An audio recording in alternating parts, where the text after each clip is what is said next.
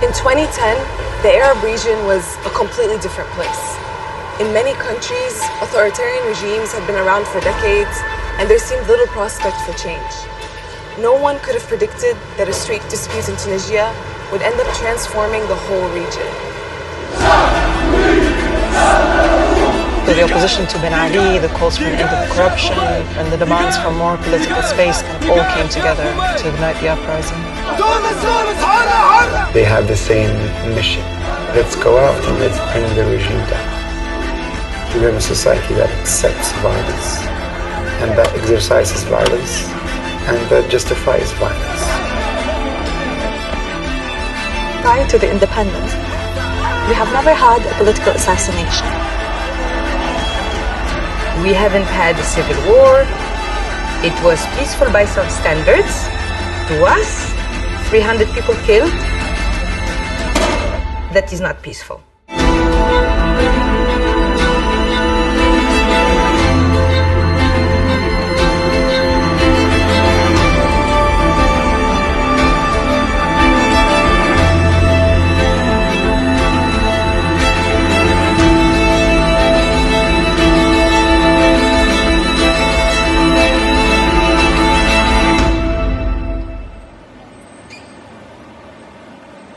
Tunisia's uprising started with one man in Sidi Bouzied, 190 miles south of the capital, Tunis. محمد Bouazizi worked there as a street vendor. He had ambitions to go to university, but the economic reality and the need to provide for his family meant that he left high school before graduation. On December 17, 2010, the police confiscated his produce, saying he didn't have the right work permit. Bouazizi couldn't afford one, and crucially, couldn't afford to pay them off either. When his appeal to the local governor's office was rejected outright, Bouazizi was distraught at a system he felt had failed him. He set himself on fire outside. We know what sparked the Tunisian revolution, but what were the reasons behind its ignition in the first place? I mean, I think, Ben Ali's style of rule in Tunisia was really a very zero-tolerance approach. No political space at all. I mean, I remember going to Tunisia in 2007. Outside the home of every human rights lawyer, there were state security officers in plain clothes. They would follow the lawyers around during the day. I mean, it was truly stifling. So the opposition to Ben Ali, the calls for an end of corruption, and the pressure for and the demands for more political space kind of all came together to ignite the uprising.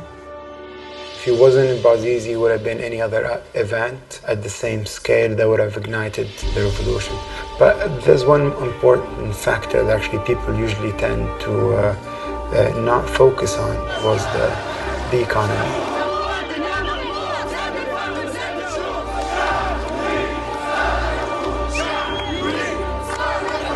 When Bouazizi first self-immolated, that narrative has helped in the mobilization of people because a lot of people felt that they can relate.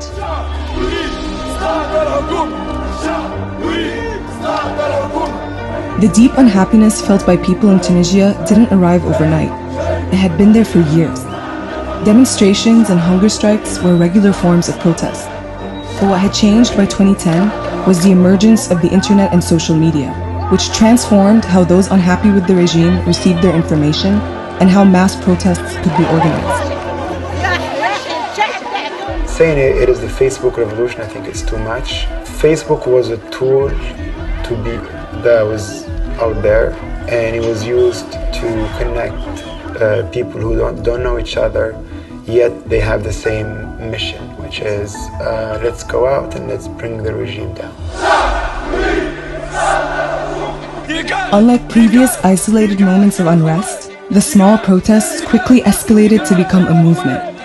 They spread from the small towns and suburbs to the rest of the country.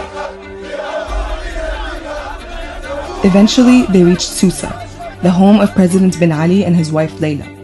Their family were the ultimate symbol of systemic corruption, becoming wealthier at a time when the rest of the population was struggling to make ends meet in a crippled economy. What do you remember most of all from being in those protests at the time? I remember the amount of police force that is there. And we're talking about the civilian police, so you would not be able to know the person who's protesting next to you, and it was a very tense situation. Everyone took part in these demonstrations, including Tunisians from families linked to the regime. On n'en peut plus, avec tout ce qui s'est passé. Si on garde l'ancien régime, c'est comme si on avait gardé les racines de l'art. The protests were soon being noticed by Tunisians living overseas.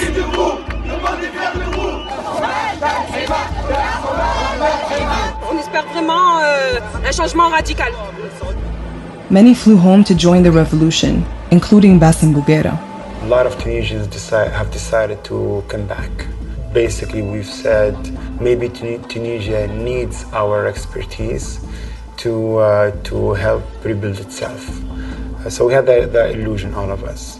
And we all came in running, left everything there and just come back here. From my end, I think 4 of my closest friends followed me here, I think, after a month. But actually none of them stayed here. وقت اللي بدأت الاحتجاجات أنا مازلت صغيرة شوية، دونك كان فما صعوبة في إني نتابع شنو صاير بحكم إنه أنا من عائلة أمنية، بابا يخدم في الأمن وأمي تخدم في الجيش الوطني، فما كانش سهل برشا إنك تكسر الحاجز هذاك والعراقيل هذيك اللي أكبر عرقلة معناتها نجم تكون. كنت نتبع بالانترنت مي كمان ساعات نفصع ونخرج من الدار ونمشي نشارك في الثورة.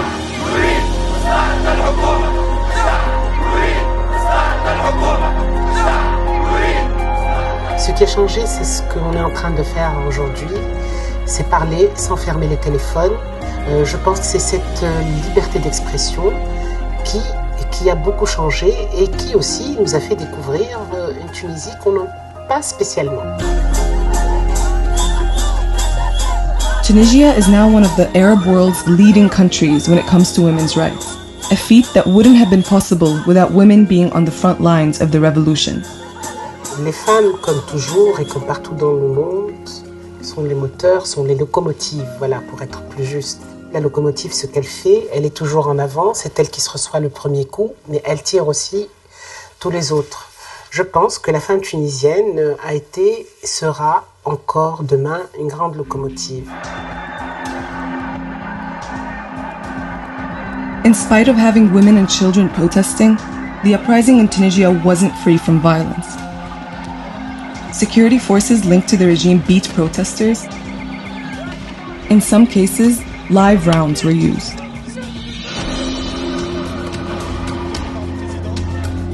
In the very beginning, the uprisings and the protests were understood as riots through the state-sponsored media. Whatever police action was happening, such as the imprisonment and stalking people back to their households and kidnapping them from their households. These acts of police brutality were portrayed as acts of like keeping the order against the people who are rioting and looting. And it's very similar to all of the narratives of rioting and looting that happen transnationally, not only in our countries, but everywhere else. I was beaten up during the protest. Actually, I had a broken arm. And that's what made me decide to, so I started an NGO, and the NGO's mission was to reform the security sector in Tunisia. You realize that actually the problem is not in the police, the problem is within society. Actually, we have a society that accepts violence, and that exercises violence, and that justifies violence. And the core problem needs you know, hundreds or thousands of people like myself to actually tackle and win the battle.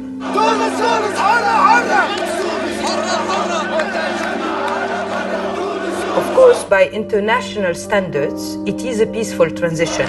Clearly, it's very different from what has been happening in other neighboring countries. We haven't had a civil war, there hasn't been a long crisis, so it was very fast. Again, it was peaceful by some standards.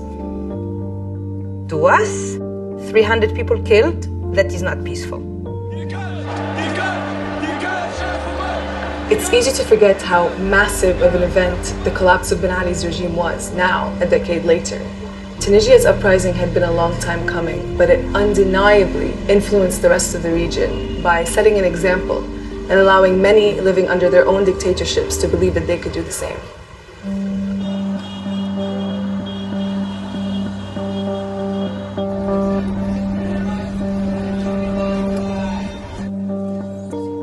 With bin Ali now living in exile in Saudi Arabia, an interim government was installed until the country's first democratic elections could be held.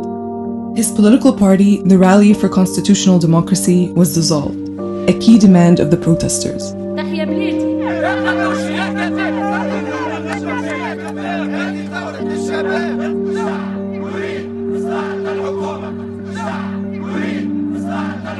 Demonstrations continued throughout the country in the run-up to the vote in October, when the Islamist Ennahda party took power.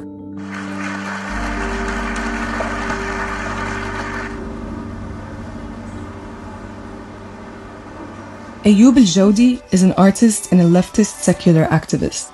During the revolution, he worked day and night to see change happen in Tunisia. After all the hard work, the 2011 election results left al-Jawdi disappointed. نحى نظام استبداد وجاء نظام أشبه للفاشية معناها باش ياخو بلاصتو. دونك كاينين متفاهمين هما نظام بن علي اللي ما عملوش بن علي عملوهم باش خربوا ما تبقى من جمال فيها مكونات الشعب التونسي. اللاحقة was obviously the main political opposition party that stood to gain from the revolution in Tunis because they were already organized, they knew their constituencies, and they were keen to figure out a way of being in power in a sustainable way.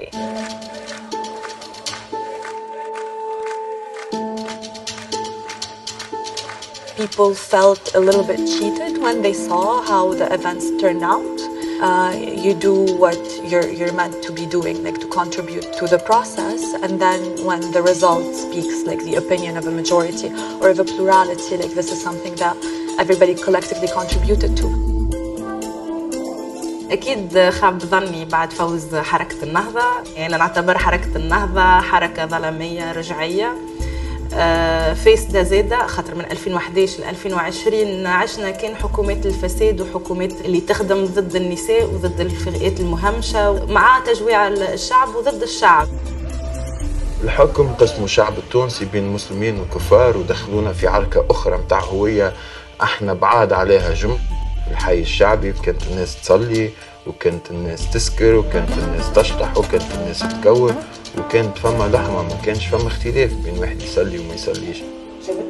Also, they have this like little trick that they're able to establish whenever a political party runs with a religious discourse that is a big component within a political party running for elections.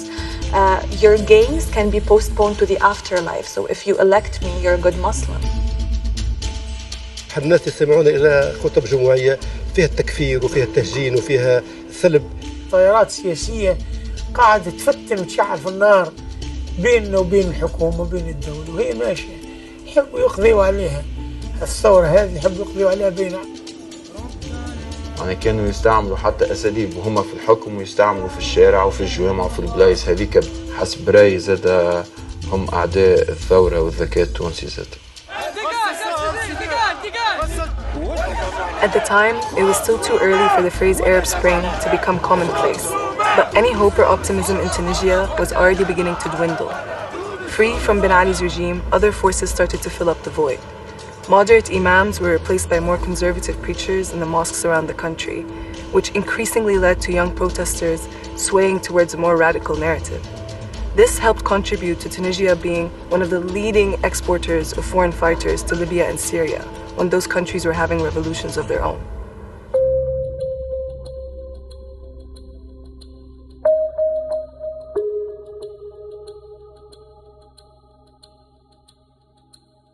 The recruitment of these mainly young people, not only, but a lot of young people, needs to be seriously studied by the government to have an appropriate answer.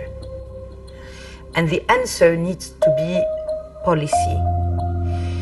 When you have in a country over 100,000 kids that drop out of school every year, when you have unemployment rates as high as we do, when you have police brutality that goes absolutely unpunished, when you put young people in jail just for smoking some weed, When you imprison people who are gay, when you disrespect and marginalize entire regions and ensure pretty much they never go out of poverty, you do not come surprised and shocked that an ideology that is violent, that is attacking the state and its institutions is born and is blossoming in your country.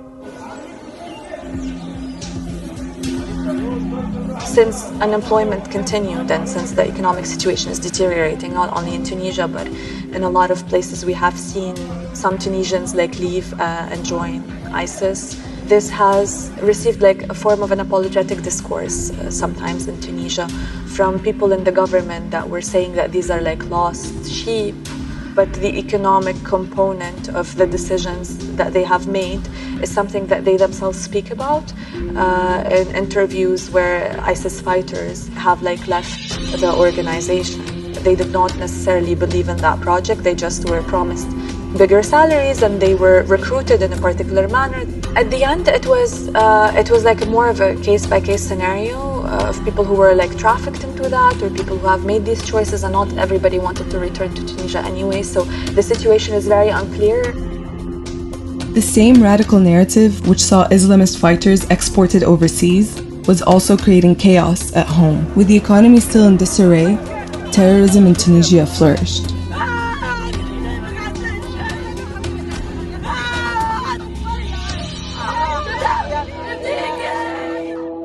In 2013, the prominent opposition politician Shukri Belaid was shot dead outside his home. He'd been a persistent critic of the Ennahda government, though Ennahda denied that it was behind the killing. Other assassinations and attacks followed, including 2 mass shootings at tourist sites which left dozens of people dead. جاءت العمليات الإرهابية اللي من شأنها ساعة باش تشتت القوى الثورية وتخلينا نحكيو في مطالب أخرى ساعة. وقت اللي تسمع شكري بالعيد صوته يلعلع في الشوارع وصوته مسموع، وقت اللي تشوف الناس بدأت تتلمم، فنانين وكل أطياف الشعب التونسي بدأت شيئا فشيئا، صار خوف كبير. بدأت الاغتيالات. وقت اللي تم الاستيلاء وصلتوا على الثورة التونسية، ومن بعد مدة تتوحد القوى هذه ويرجع الصوت هذاك عالي، نلقاو شكون يمثل هالشعب التونسي. دونك صارت التهديدات. أنا واحد من الناس مواطن بسيط جدا ولقيت العديد من التهديدات معناها، وهي ديجا العمليات الإرهابية كانت موجهة خاصة لرؤوس الثورة وللناس اللي كانت تحلم بتونس هذه. شكري بالعيد قبل ما يتوفى ب4 أيام صارت مهاجمته في الكاف، اجتماع شعبي في الكاف، معناها موظفين وفيهم نهضويين وفيهم واحد يضربوا بالحجر. شكري بالعيد تم تهديده في القنوات التلفزيونية الفضائية على المباشر وفي الراديونات من قيادات نهضوية.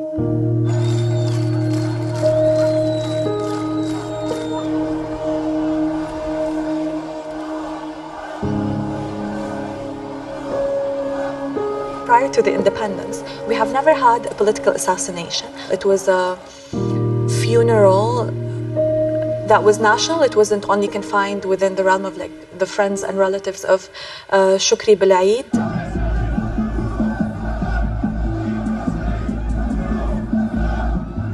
موت شكري تزامن مع بداية الإرهاب في تونس، معناها تونس من وقتها فما ظلام معناها يغيم على سماواتها. أنا نتصور اللي نقطة مفصلية في المسار الثوري، معناها اغتيال شكري بالعيد. الاغتيال هذاك خرج 1.5 مليون في العاصمة فقط، معناها كان نحكيو المئات الآلاف اللي خرجوا في الولايات الأخرين. معناها صارت ردة فعل ما كانوش يتصوروها، ورغم هكا من بعد أشهر يزيد يتم اغتيال الشهيد الحاج البراهيم.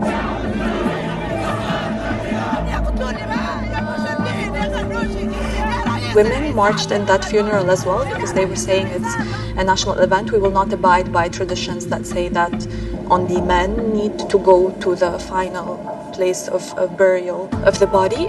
Everybody marched, and if we look at the numbers of people who joined that funeral, it exceeds the number of people who voted for that party. I feel that that was a moment when legitimacy was withdrawn from them by some of the people within their own constituency, because it was a big shock for everyone, since we have not had a political assassination since the French Mandate. At that point, Jbeli had no other choice but to resign. واستقيل من رئاسة الحكومة. But Ennahda remained the most powerful party in the presidential and parliamentary elections that followed. It wasn't until 2019 that Tunisians swung away from the party, instead electing the independent candidate Qais Said as president. So what's the situation right now with Tunisia, with the current president, with the parliament that's currently active? Where are we at? Qais Said won the presidential elections as a huge surprise.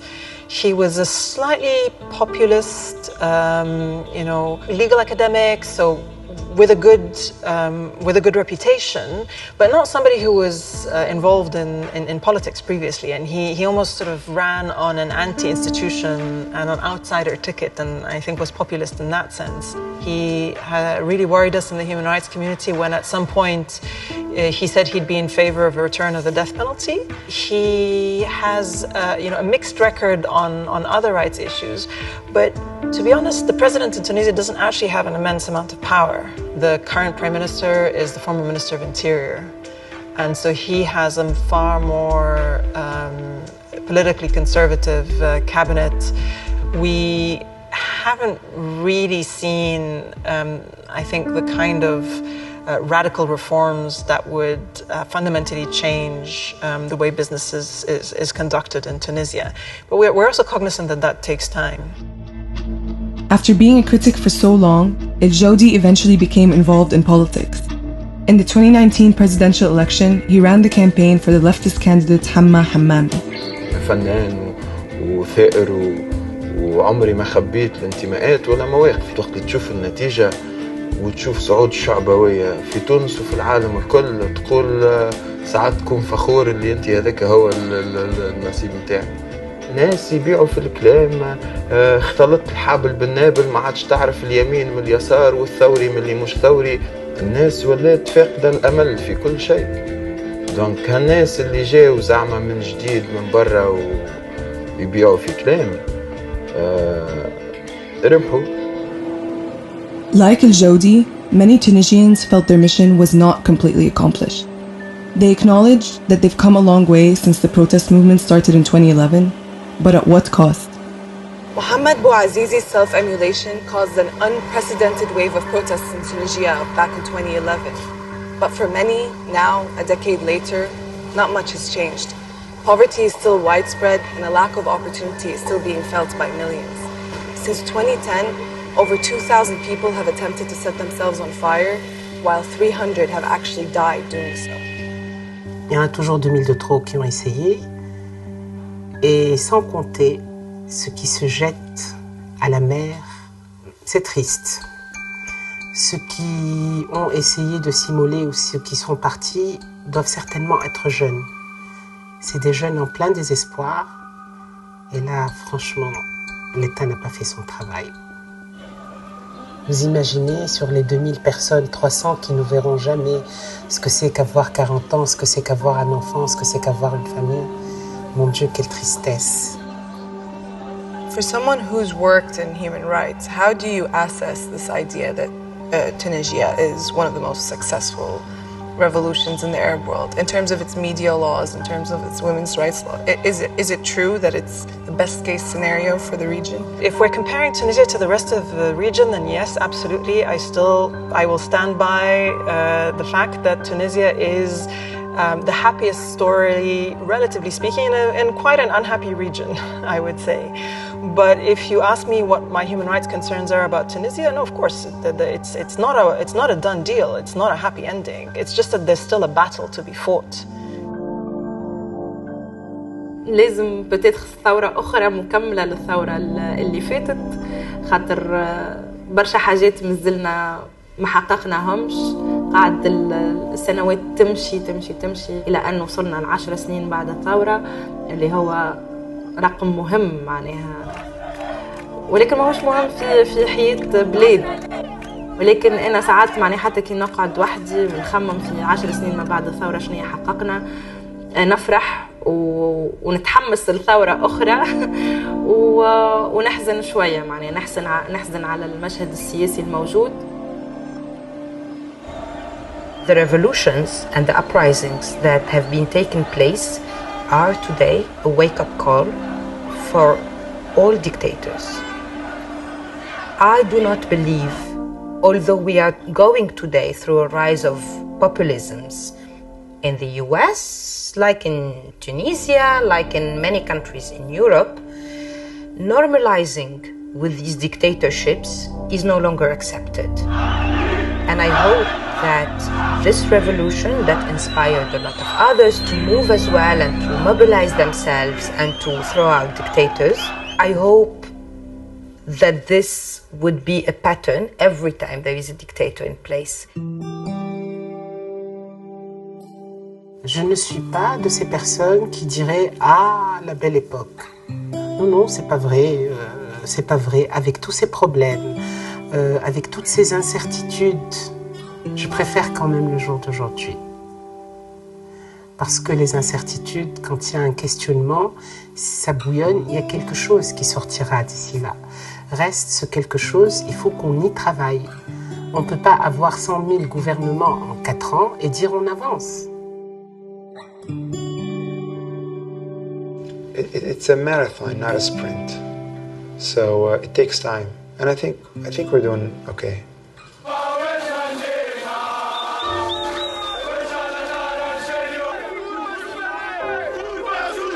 I feel it's not a grim picture that we need to be painting. We need to understand that it would take time to achieve the changes that we're seeking. And it is completely understandable that after years, over 50 years of repression, we would find that certain things take more time. In over 50 years of dictatorship and oppression that we have had with a one-party system and like one president, first Bourguiba and then Ben Ali for over 50 years. And then within the first 48 hours after the ousting of Ben Ali, we've changed 3 presidents. And that was because every time somebody is named, people would go back on the streets and say like, no, we didn't sign up for this. One moment that I share with my colleagues and my friends in terms of relating to that revolutionary moment is that for the first time, the poem of Shabi, from this poem, some verses are included within the national anthem, and they speak about the will of the people to incite change. For the first time, it meant something. When the people believe in their power, taking a chance is the only way for them. We took a chance.